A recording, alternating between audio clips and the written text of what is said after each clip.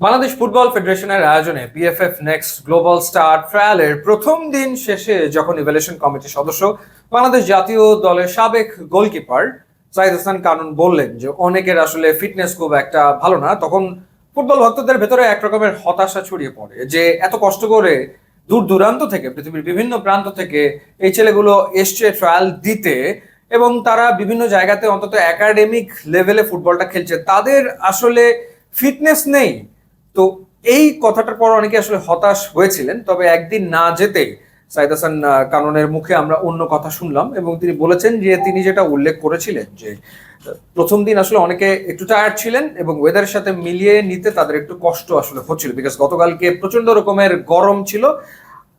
দ্বিতীয় দিন তুলনামূলক ওয়েদার বেটার থাকার কারণে তারা সাবলীল ভাবে নিজেদের স্কিল তারা দেখাতে সক্ষম হয়েছেন এবং তারা তাদের ফিটনেসের প্রমাণও আসলে দ্বিতীয় দিন দিয়েছেন।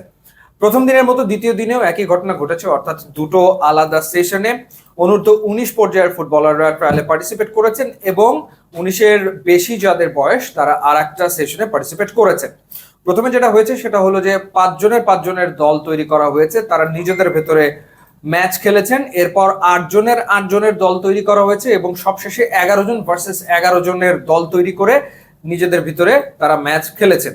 এবং এই ক্ষেত্রে বাফুফের যে ইভ্যালুয়েশন প্যানেল তারা যে ব্যাপারটা দেখেছে সেটা হলো পাসিং স্কিল ফুটবলারদের কিরকম এবং গেম বিল্ড আপ করার তাদের দক্ষতা আসলে কতটুকু, সেই বিষয়গুলো দেখা হয়েছে এবং চেষ্টা করা হয়েছে যাতে করে প্রপার গেম টাইম বা ট্রায়াল টাইম প্রত্যেক ফুটবলার আসলে পায়। তো সেটা দেখা হয়েছে। তারপরেও কয়েকজনের fitness level up to the mark না, যতটুকু আমি শুনেছি, বাট বেশ কয়েকজন রয়েছেন যারা দারুণ পারফর্ম করেছেন। তারা আসলে কোচদের অন্তত দৃষ্টি আকর্ষণ করতে সক্ষম হয়েছেন।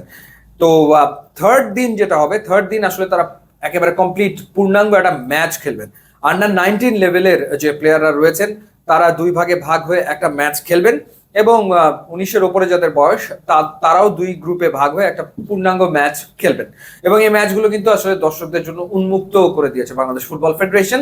তো সেই ক্ষেত্রে বিকাল 4টায় প্রথম ম্যাচ হবে জাতীয় স্টেডিয়ামে। আপনারা চাইলে গিয়ে সেই ম্যাচ উপভোগ করতে পারেন বা দেখতে পারেন। এবং ফুটবলাররা যারা এসছেন ট্রায়ালে তারা আসলে বেশ আত্মবিশ্বাসী বা তারা এখন কনফিডেন্ট যে তারা ভালো পারফর্ম করতে পারবেন এবং এই ম্যাচগুলো ডেফিনেটলি সবগুলো রেকর্ডেড থাকবে। সো এই ম্যাচের ফুটেজ দেখে দেখে আরো এই প্লেয়ারদের পারফরমেন্স বিশ্লেষণ করা হবে।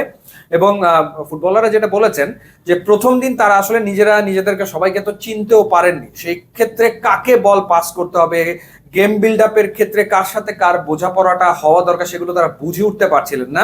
দ্বিতীয় দিন তারা তুলনামূলক বেটার করেছেন কারণ নিজেদের ভেতরে কিছুটা চেনা জানা হয়ে গেছে এবং তারা বুঝতে পেরেছেন যে কাকে বলটা পাস করলে একটা ভালো বিল্ড আপ হতে পারে বা কার স্কিলটা একটু বেটার, কিভাবে করে বিল্ড আপ করতে হবে, সেই ব্যাপারগুলো তারা নিজেদের ভেতরে অন্তত কিছুটা বুঝতে পেরেছেন, আন্ডারস্ট্যান্ডিংটা তাদের হয়েছে এবং তারা আশা করছেন এই আন্ডারস্ট্যান্ডিংটা তারা দেখাতে পারবেন নেক্সট দিন, থার্ড দিন ওপেন ম্যাচ যে হবে সেই ম্যাচে।